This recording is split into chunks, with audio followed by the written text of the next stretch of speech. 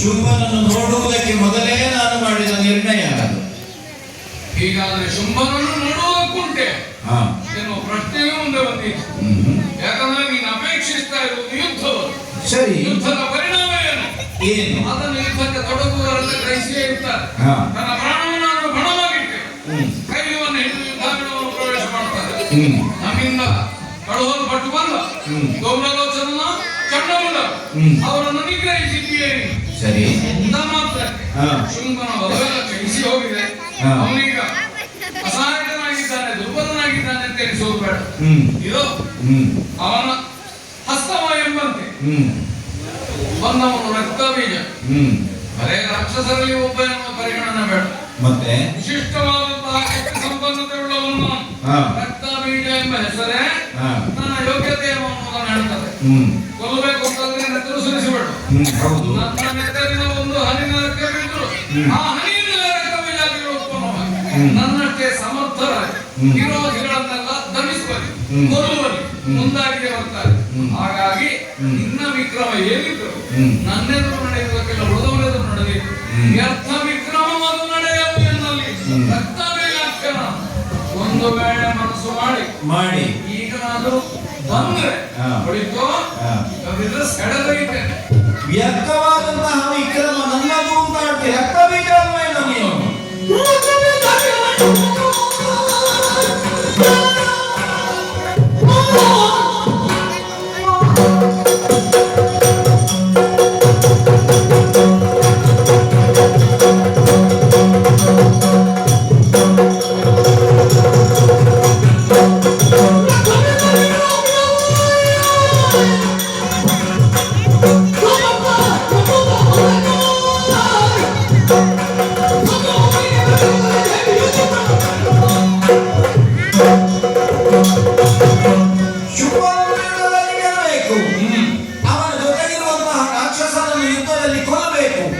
ಸಂಕಲ್ಪದಿಂದ ನಾನು ಆಡಿದ್ದಲ್ಲ.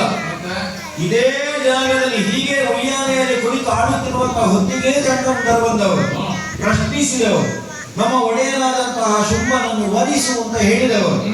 ಊರು ಮನೆಗಳಿಲ್ಲ, ನನಗೆ ಯಾರು ಹೆತ್ತವರು ಅಂತ ಗೊತ್ತಿಲ್ಲ, ನನ್ನಷ್ಟಕ್ಕೆ ನಾನು ಇಲ್ಲಿದ್ದೇನೆ ಅಂತ ಆಡಿದ್ದು ಬಿಟ್ರೆ ಯಾರಾದ್ರೂ ಯೋಗ್ಯನಾದ ಒಬ್ಬ ವರನನ್ನು ಹುಡುಕಿ ಕೊಡಿ, ನಾನು ವರಿಸ್ತೇನೆ ಅಂತ ನಾನು ಆಡಿದ್ದಲ್ಲ. ಅವರಾಗಿ ನನ್ನಲ್ಲಿ ಹೇಳಿದ್ದು, ಇಂಥವನು ಬೈತಾನೆ ವರಿಸುವುದಿಲ್ಲ. ಯಾಕಂದ್ರೆ ನಾನು ಮೊದಲೇ ಮಾಡಿದ ಪಾಠ ಇದೆ, ಯುದ್ಧದಲ್ಲಿ ನನ್ನನ್ನು ಗೆದ್ದವನು ಯಾರಿದ್ದಾನೋ ಅವನನ್ನು ಮಾತ್ರ ವರಿಸ್ತೇನೆ ಅಂತ ಆಡಿದ್ದೇನೆ ಅಂತ ಹೇಳಿದೆ. ಅಲ್ಲಿಂದ ಮತ್ತೆ ನೀವು ಬಂದವರು ಹೋರಾಟ ಮಾಡಿದ ಕಾಲದಲ್ಲಿ ಸುಟ್ಟು ಭಸ್ಮಾದ್ದು ನಿಮ್ಮ ಪಕ್ಷದವರೇ, ಸತ್ತದ್ದು ನಿಮ್ಮ ಪಕ್ಷದವರೇ. ಅದರ ಅರ್ಥ ಏನು? ಕಂಡ ಹಾಗೆ ನಾನಲ್ಲ ಅಂತ ಆಯ್ತು. ಈಗ ನೀನು ರಕ್ತ ಬೀಜನೇ ಆಗಿರು, ಮತ್ತೆ ಅದೇ ಆಗಿರು. ಸಂಕಲ್ಪ ಮಾಡಿ ತೊಡಗಿದ ಮೇಲೆ ಮತ್ತೆ ಹಿಂದೆ ಬರುವ ಪ್ರಶ್ನೆಯೇ ಇಲ್ಲ. ನೀನು ಯಾರೇ ಆದ್ರೂ ನಾವು ಹೋರಾಟ ಮಾಡುವವಳು. ಧನುಸ್ಸಿಗೆ ಏರಿಸಿದ ಬಾಣ ಮುಕ್ತವಾಗುವಲ್ಲಿವರೆಗೆ ಬಿಲ್ಗಾಲನ ಸ್ವಾಧೀನದಲ್ಲಿ ಇರ್ತದೆ. ಖಂಡಿತ. ಮುಕ್ತವಾದ ಮೇಲೆ ಆ ಬಾಣ ತನ್ನಷ್ಟಕ್ಕೆ ತಾನೇ ಏನು ಮಾಡ್ಲಿಕ್ಕಿಲ್ಲ, ಇಲ್ವೇ ಇಲ್ಲ. ಅದನ್ನು ಸೆಳೆದು ಪ್ರಯೋಗಿಸಿದವನ ಬಲ ಎಷ್ಟುಂಟು ಅಲ್ಲಿಯವರೆಗೆ ಅದು ಸಾಗುವುದೇ. ಆದ್ರೆ ಪ್ರತಿಸ್ಪರ್ಧಿಯಾದವ ಕತ್ತರಿಸಿದ ಅಂತಾದ್ರೆ ಪಥ ಮಧ್ಯದಲ್ಲಿ ದುಂಡಾದಿ ಬಾಣಕ್ಕೆ ಬೆಟ್ಟತೆ ಇಲ್ಲಲ್ಲ. ಶುಂಭನ ಬಾಣದಂತೆ ಬಂದವನು ರಕ್ತವಿಲ್ಲ. ನನಗೆ ನಷ್ಟವೋ ಕಷ್ಟವೋ ಗಣ್ಯವಲ್ಲ. ನೀನಾಗಿ ಬಾರದಿದ್ದರೆ ಎಳೆದೊಯ್ಯುವುದು ಖಚಿತ. ನೋಡೋಣ.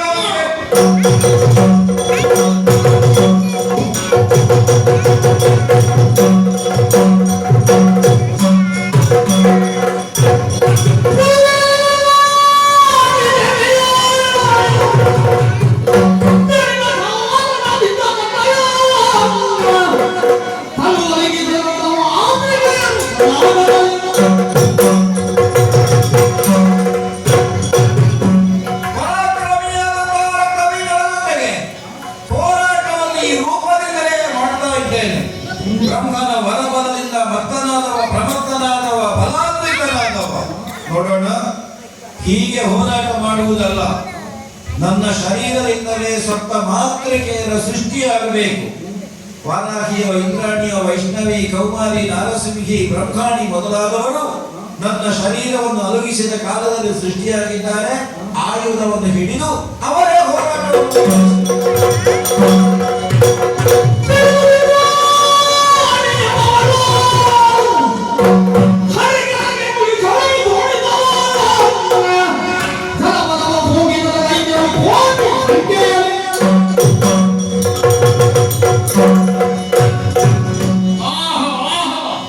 ಒಬ್ಬಳಿದ್ದವಳು ತಾನು ಏನಾಗಿ ಬೇರೆ ಬೇರೆ ರೂಪಗಳಿಂದ ನನ್ನಲ್ಲಿ ಕಾದಾಡುವುದಕ್ಕೆ ಮುಂದಾಗಿ ಬಂದಳಲ್ಲ. ಅವಳು ಒಬ್ಬಳು ಇಂದ್ರಾಣಿ ತನ್ನ ಕುಲಿಶದಿಂದ ನನ್ನ ಹಣೆಯನ್ನು ಘಾತಿಸಿ ರಕ್ತವನ್ನೇ ಸುರಿಸುವುದಕ್ಕೆ ಮುಂದಾಗಿದ್ದಾಳೆ. ಆ ರಕ್ತವನ್ನು ಭೂಮಿಯಲ್ಲಿ ಬೀಳುವಂತೆ ಮಾಡಿ ಕೋಟಿ ಸಂಖ್ಯೆಯ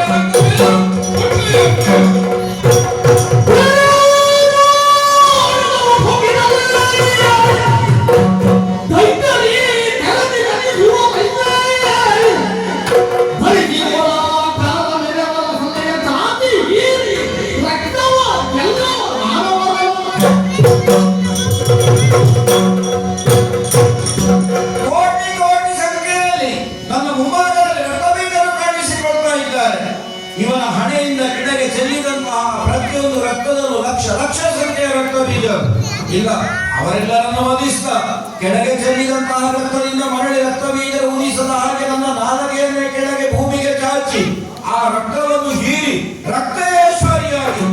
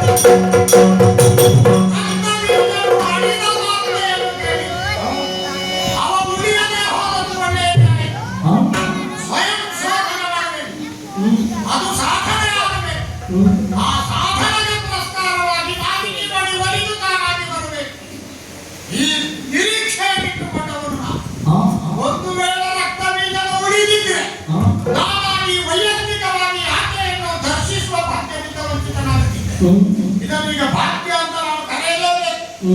ಯೋಗ ನನಗೆ ಮೊದಲೇ ಬರುತ್ತದೆ ಎನ್ನುವ ಸೂಚನೆ ಅದು ಭಾಗ್ಯವಾಗಿ ಈಗ ಪರಿವರ್ತನೆ ಆಯಿತಲ್ಲ. ಒಳಿತಾಯಿತು ಒಳಿತಾಯಿತು. ಹಿಂಬದಿಯಲ್ಲೇ ಹೋಗಲ್ಲ ನಿಶುಭ ಅವನ ಮರಣದ ವಾರ್ತೆಯನ್ನು ಕೇಳಿದೆ. ಅಲ್ಲಿಗೆ ಸ್ಪಷ್ಟ ಆಯಿತು. ದೊರೆಯ ಯೋಗಿಗಳಿಂದ ಬಂದ ಹರಿಹರಾಜ್ಯರಿಂದ ಮರಣವು ದೊರಕದೆ ಇರಲಿ ಅಂತ ವರಗಳನ್ನು ಪಡೆದಿದೆ. ಮತ್ತೆ ಬಿಡದ ಬಿಡದವನ್ನು ಕೇಳಿದರು. ಅದರಲ್ಲಿ ಒಬ್ಬ ಕಳೆದು ಹೋದರೆ ನಾನು ಪ್ರತ್ಯೇಕ ಅಲ್ಲಲ್ಲ. ಒಂದು ಕಣ್ಣಿಗೆ ಚುಚ್ಚಿದಾಗ ಬರಬಹುದಾದ ನೋವು, ಆ ನೋವಿನ ತೀವ್ರತೆಯ ಕಾರಣದಿಂದ ಆ ಕಣ್ಣಿನಲ್ಲಿ ಸುರಿಯಬಹುದಾದ ನೀರು ಅದು ಎಡದ ಕಣ್ಣಿಗೆ ಬರ್ತದಲ್ಲ, ಬಲದ ಕಣ್ಣಿಗೆ ಮಾತ್ರ ಉಳಿಯುವುದಲ್ಲ. ಒಬ್ಬ ಬಂದು ಕೇಳುವುದು ನಿನ್ನ ಎರಡು ಕಣ್ಣಿಗೆ ಏನಾಯಿತು ಹೊರತು ಒಂದು ಕಣ್ಣಿಗೆ ಏನಾಯಿತು ಅಂತಲ್ಲ. ಯಥಾರ್ಥಕ್ಕೆ ಇವನಿಗೆ ಬರ್ತದೆ ಎರಡು ಕಣ್ಣಿಗೆ ಬೆಟ್ಟಾಗಲಿಲ್ಲ, ಒಂದೇ ಕಣ್ಣಿಗೆ ಚುಚ್ಚಿದೆ ಎಂದು. ಆದರೆ ಎರಡೂ ಕಣ್ಣುಗಳು ಒಂದು ದೇಹದಲ್ಲಿ ಸಮಾನ ಸ್ಪಂದನವನ್ನು ಹೊಂದುತ್ತದೆ. ಬಲದ ಕೈಗೆ ಬೆಟ್ಟಾಗುತ್ತದೆ, ಸದಾ ಸದಾ ಕಾಲ ಉಪಯೋಗಿಸುವ ಎಡದ ಕೈಗೂ ಕೊನೆಗೆ ವಜ್ರ ಬರ್ತದೆ, ಅದು ಬಲದ ಕೈಯಾಗಿ ಬಿಡುತ್ತದೆ. ಹಾಗಾಗಿ ದೇಹದ ಯಾವ ಒಂದಂಗಕ್ಕೆ ಬೆಟ್ಟಾದರೂ ಮತ್ತೊಂದು ಅಂಗ ಮಾಡಲಿರುತ್ತದೆ. ಈ ಸತ್ಯವನ್ನು ತಿಳಿದ ಮೇಲೆ ಈಗ ಆಕೆಯನ್ನು ಯೋಗದಿಂದ ನಾನು ಪಡಿಬೇಕು ಅಂತ ನಿಶ್ಚಯಿಸಿ ಭಾಗ್ಯವನ್ನು ಈ ಕಾಲದಲ್ಲಿ ನನ್ನ ಕರ್ತವ್ಯ ಶುಭ ತಂದುಕೊಟ್ಟಿದ್ದಾರಲ್ಲ. ಹಾಗಾಗಿ ಇದು ನಿರ್ಣಾಯಕ ಹಂತ. ಹೇಗೂ ಈ ಹಂತದಲ್ಲಿ ನಾನು ಪ್ರವೇಶ ಮಾಡಿದ ಮೇಲೆ ಆತಂಕವನ್ನು ತಂದು ಅಂತಕಗಳ ಹಾಗೆ ಕಾಣಿಸುತ್ತಿರುವ ಆ ಹೆಣ್ಣಿನಿಂದ ನಾನಂತೂ ಉದ್ಧಾರ ಆಗಲಿಕ್ಕಿಲ್ಲ. ಆದರೂ ಕೆಲವು ಜಿಜ್ಞಾಸೆಗಳು ನನ್ನೊಳಗೆ ಉಳಿದವಲ್ಲ, ಕೆಲವು ಪ್ರಶ್ನೆಗಳು ಜೀವಂತವಾಗಿ ನನ್ನನ್ನು ದಹಿಸುವುದಕ್ಕೆ ತೊಡಗಿದವಲ್ಲ. ಇದಕ್ಕೆ ಶಮನ ಏನಂತ ಅವಳ ಸಮ್ಮುಖದಲ್ಲಿ ಅದನ್ನು ಬಿತ್ತರಿಸು. ಆದ ಕಾರಣದಿಂದಲೇ ಉಳಿದಿರುವ ಸೇನೆಗಳನ್ನು ಸೇರಿಸಿಕೊಂಡು ನಾನು ಒಬ್ಬನೇ ಆದರೂ ನಾನೇ ಬಲಾಢ್ಯ ಎಂಬ ಆತ್ಮವಿಶ್ವಾಸದಿಂದ ರಥಾರೂಢನಾಗಿ ಆಯುಧ ಸಮೇತನಾಗಿ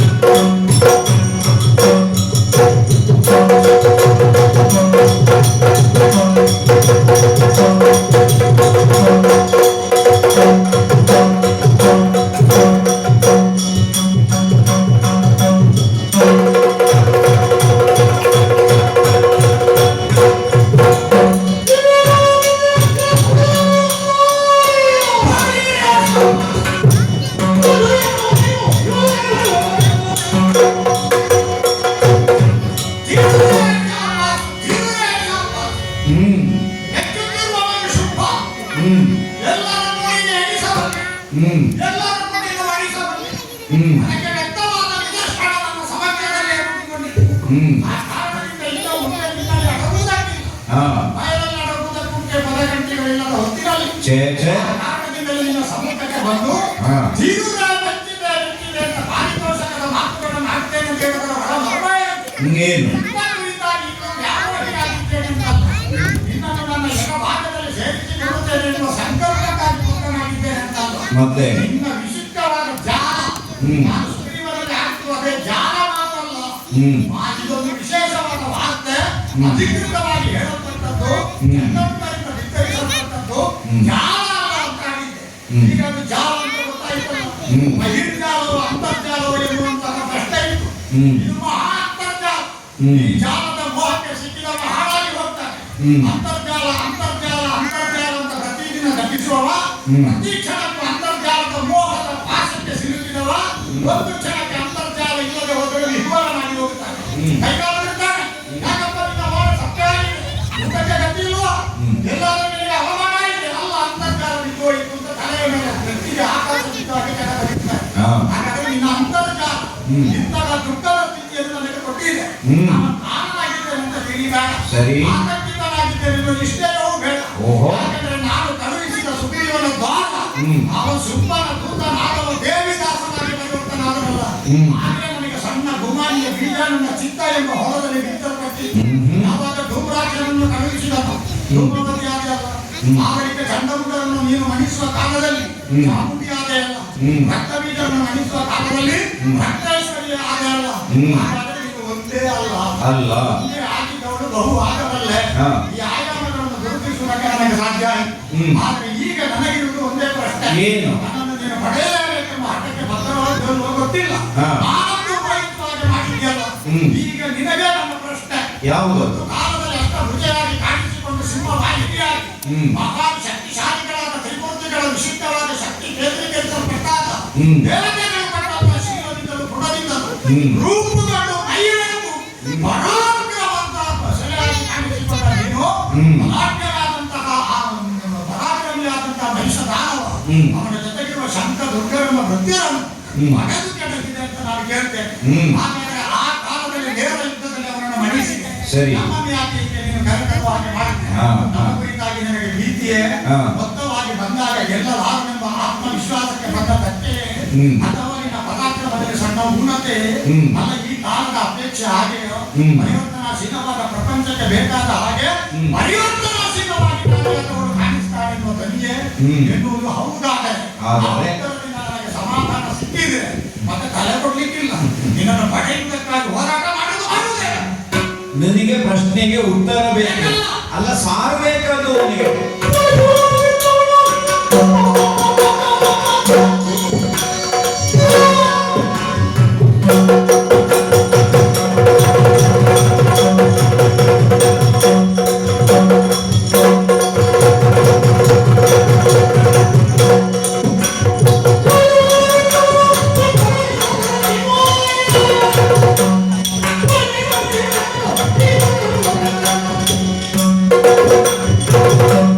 ಯಾಕಾಗಿ ನಾನು ಹೀಗೆ ಮಾಡಿದೆ?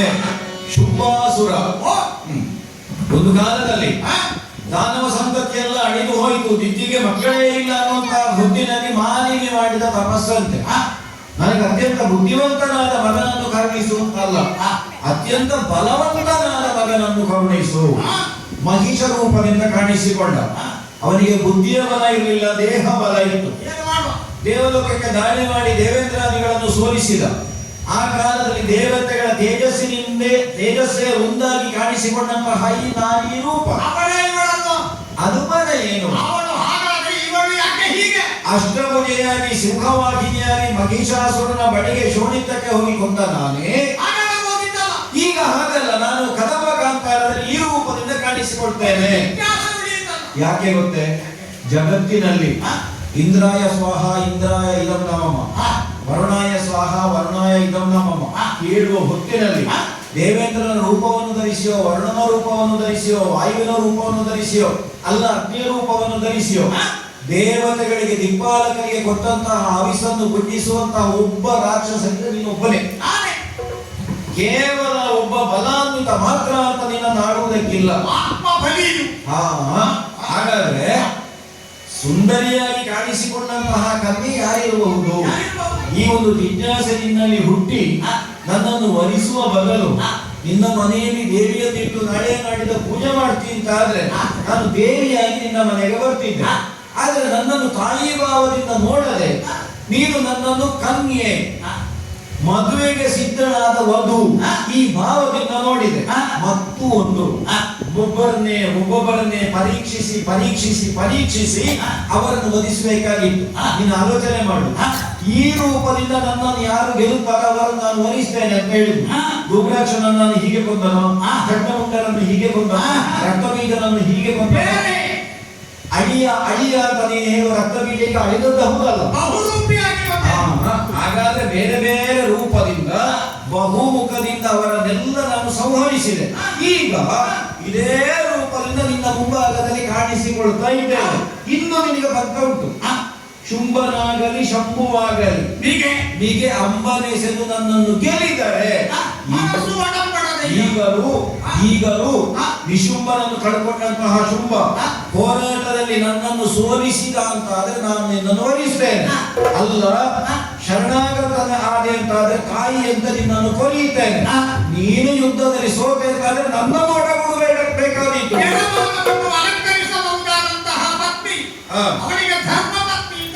ಸರಿ, ಏನು ಧರ್ಮ ಎನ್ನುವ ಕಿರೀಟವನ್ನು ತೊಟ್ಟು ಬೆಳಗುವ ಭಕ್ತಿ. ಅದಕ್ಕೆ ಬೇಕಾದ 6 ಗುಣಗಳನ್ನು ಹೇಳಲಾಗಿದೆ. ಒಂದು ಅದರಲ್ಲಿ ತಾಯಿಯಾಗಿ ಶುಶ್ರೂಷೆ ಮಾಡ್ತಾಳೆ. ನೀನಿನ ಭಕ್ತಿಯಾಗಿ ತಾಯಿಯಾಗುವುದಲ್ಲ, ಆದರೆ ಈಗ ತಾಯಿಯಾಗುವೆಯ ಅಲ್ಲ. ಪ್ರಪಂಚದ ಸರ್ವ ಜೀವ ಗುಣಗಳು ಗಣಗಳನ್ನು 74 ಲಕ್ಷ ಜೀವರಾಶಿಗಳನ್ನು ಅನುರೇನು ತೃಣಕಾಂತ ತಾವರ ಜಂಗಮಾದಿಗಳನ್ನು ತೀವ್ರಕಾಲವಾಗಿ ಕಾಪಿಟ್ಟು ಅದಕ್ಕೆ ಉಪದ್ರವವನ್ನು ಕೊಡುವ ಆತಂಕವನ್ನು ತರುವವರನ್ನು ನಿರ್ದಯವಾಗಿ ಗಮನಿಸುವ ಕ್ರೂರಿಯಾದಂತಹ ಮನೋಭಾವಗಳನ್ನ ಹೆಣ್ಣಾಗಿ ಆಗಿ ಆದರಲ್ಲಿ ಬರುವುದಿಲ್ಲ. ಒಂದು ದಾಸಿಯಾಗಬೇಕಾದ್ರೆ ನಾನು ಬಯಸುವುದಿಲ್ಲ. ಅಲ್ಲಿ ತಾಯಿಯಾಗಬಹುದಾದ ನೀನು ನಮ್ಮ ವಂಶಕ್ಕೆ ಕುಲಕಾರಿಣಿಯಾಗಿ ಕಾಣಿಸಿದ್ದಾದ್ರೆ ಉಳಿದಿರುವ ಒಂದು ಬೀಜ ಸಾಕು. ಬೀಜ 1000 ಲಕ್ಷ ಕೋಟಿ ಹೋಗಿ ಚುಂಬನೆಂಬ ಒಂದು ಬೀಜ ಸಾಕು. ಉದಿಸಿ ಬರುತ್ತದೆ ಚಂದ್ರ ಉದಿಸಿ ಬರುವ ಪೂರ್ವದಲ್ಲಿ ತಾರಕೆಗಳು ಮಿನುಗುವುದಿಲ್ವ ಗಗನ ಮಂಡಲದಲ್ಲಿ? ಸರಿ, ಚಂದ್ರ ಉದಿಸಿದ ಮೇಲೆ ಆ ತಾರಕೆಗಳು ಕಾಣಿಸ್ತಾವೋ? ಬೆಳಕು ಮಂಕಾಗಿ ಹೋಗ್ತದೆ. ಆ ಕಾಲದಲ್ಲಿ ತಾರಕೆಗಳು ತಾತ್ಕಾಲಿಕವಾಗಿ ಮಾಯವಾದವು ಎನ್ನುವ ಕಾರಣದಿಂದ ಮರುದಿನ ಅದೇ ತಾರಕೆಗಳು ಉದಿಸಲು ಇರ್ತವೆ. ಅದು ಪ್ರಕೃತಿ. ಹಾಗಾದರೆ ಇವರೆಲ್ಲ ನಾಶವಾಗಿದ್ದಾರೆ ಅಂತ ಆದ್ರೆ ಈಗ ಚಂಡ ಉತ್ತರನ ಎದೆಯ ಭಾಗದಲ್ಲಿದ್ದಾರೆ. ನನ್ನ ಉತ್ತರದೊಳಗೆ ರಕ್ತಬೀಜ ಇದ್ದಾನೆ. ನನ್ನ ಹೆಗಲ ಮೇಲೆ ನಿನ್ನ ದೇವಿ ದಾಸನಾಗಿ ಪರಿವರ್ತನಾದ ಸುಗ್ರೀವ ಇದ್ದಾನೆ. ಧೂಮ್ರಾಕ್ಷನ ವ್ಯಕ್ತಿಯಲ್ಲಿದ್ದಾನೆ. ನನ್ನ ಪ್ರೀತಿಯ ತಮ್ಮನಾದಂತಹ ವಿಶುಂಭನ ಬಲಭಾಗದಲ್ಲಿದ್ದಾನೆ. ಒಟ್ಟಾರೆ ದೇಹವಾಗಿ ನಿನ್ನನ್ನು ನಾನು ಪಡೆಯುತ್ತೇನೆ. ಎಲ್ಲವನ್ನೂ ಒಳಗೊಳ್ಳುವಂತಹ ಇಲ್ಲ ಹೋರಾಟಕ್ಕೆ ಸಿದ್ಧರಾಗಿ ನಿಂತಿದ್ದೇನೆ.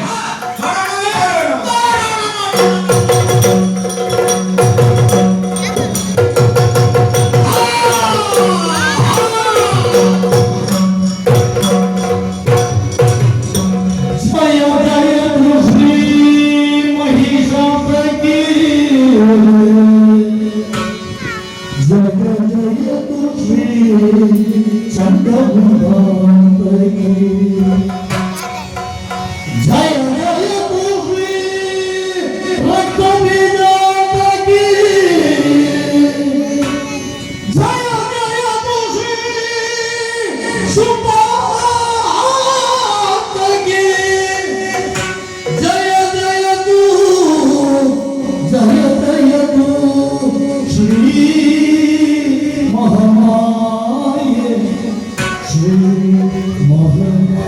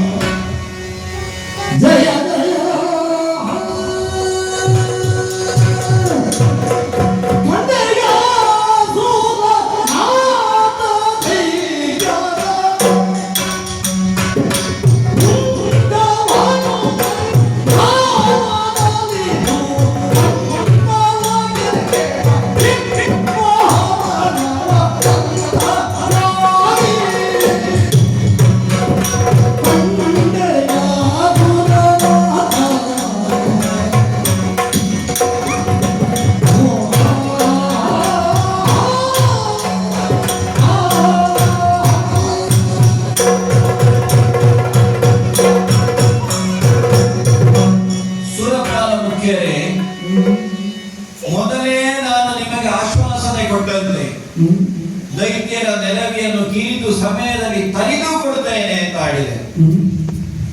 ಪರಾಕ್ರಮಿಗಳು ಅಂತ ಯಾರ ಕುರಿತಾಗಿ ನೀವು ಹೇಳಿದರೆ ಅವರೆಲ್ಲರೂ ಈ ಹೊತ್ತಿನ ಸಂಗ್ರಾಮದಲ್ಲಿ ನನ್ನಿಂದಲೇ ಬಡಿದು ಬಿದ್ದಿದ್ದಾರೆ. ದುಷ್ಟರ ಉಂಡಗಳನ್ನು ಚೆಂಡಾಡಿದವಳಿದ್ದೇನೆ. ಮಾತ್ರವಲ್ಲ, ಸ್ವರ್ಗ ಅನ್ನೋದು ನಿಮ್ಮದೇ ಸ್ಥಾನ. ನೀವು ಮರಳಿ ಹೋಗಿ ಸ್ವರ್ಗದಲ್ಲಿ ವೈಭವದಿಂದ ರಾಜ್ಯಭಾರವನ್ನು ಮಾಡಬೇಕು. ಆದರೆ ಇನ್ನು ಮುಂದೆ ಹೀಗೆ ನನ್ನನ್ನು ಕರೆಯುವುದಲ್ಲ. ಸೃಷ್ಟಿಕರ್ತನಾದಂತಹ ಬ್ರಹ್ಮ, ಲಯಾಧಿಕಾರಿಯಾದಂತಹ ಪರಮೇಶ್ವರ, ಪಾಲನಾಕರ್ತೃವಾದಂತಹ ಮಹಾವಿಷ್ಣು, ಮುಂದೆ ಯಾವುದೇ ಸಂಕಟ ಬಂದರೂ ನಿಮ್ಮನ್ನು ಆ ಮಹಾವಿಷ್ಣು ನಾರಾಯಣನೇ ಪಡೆಯುವುದಕ್ಕಿದ್ದಾನೆ. ಮುಂದೆ ಬರುವ 28ನೇ ವೈವಸ್ವತ ಮನ್ವಂತರದಲ್ಲಿ ಆ ಶ್ರೀಪತಿಗೆ ಸಹಭಾಗಿಯಾಗಿ ಒಮ್ಮೆ ನಾನು ಕಾಣಿಸಿಕೊಳ್ತೇನೆ ಬಿಟ್ರೆ ಈ ರೂಪದಿಂದ ಮುಂದೆ ನಾನು ಕಾಣಿಸಿಕೊಳ್ಳುವುದಕ್ಕಿಲ್ಲ. ಅವನೇ ನಿಮಗೆ ರಕ್ಷಕನಾಗುತ್ತಾನೆ. ಮುಂದೆಯೂ ಕಷ್ಟಗಳು ಬರ್ತವೆ, ಅದನ್ನು ಪರಿಹರಿಸುವುದಕ್ಕೆ ಭಗವಂತನಿದ್ದಾನೆ ಎನ್ನುವಂತಹ ನೆಲೆಯಲ್ಲಿ ಸ್ವರ್ಗದಲ್ಲಿ ಹೋಗಿ ವೈಭವದಿಂದ ಸ್ಥಿತರಾಗಿ ನಿಮಗೆಲ್ಲರಿಗೂ ಸನ್ಮಂಗಲವಾಗಿ, ಲೋಕಕ್ಕೇ ಮಂಗಲವಾಗಲಿ, ಕಲ್ಯಾಣವಾಗಿ. ಇದುವರೆಗೆ ವಾದಗದ್ದೆ ಶ್ರೀ ಆನಂದ ಇವರ ಮನೆಯಲ್ಲಿ ಗೃಹ ಪ್ರವೇಶದ 4ನೇ ವರ್ಷದ ಪ್ರಯುಕ್ತ 5ನೇ ವರ್ಷದ ಪ್ರಯುಕ್ತ ಶ್ರೀ ಸತ್ಯನಾರಾಯಣ ಪೂಜೆಯೊಂದಿಗೆ ಶ್ರೀ ಮಹಾಮಾಯಿ ಎನ್ನುವಂತಹ ಯಕ್ಷಗಾನ ತಾಳಮಂಡಲವನ್ನು ಶ್ರೀಯುತರು ಸೇವಾ ರೂಪದಲ್ಲಿ ಆಡಿ ತೋರಿಸಿದ್ದಾರೆ.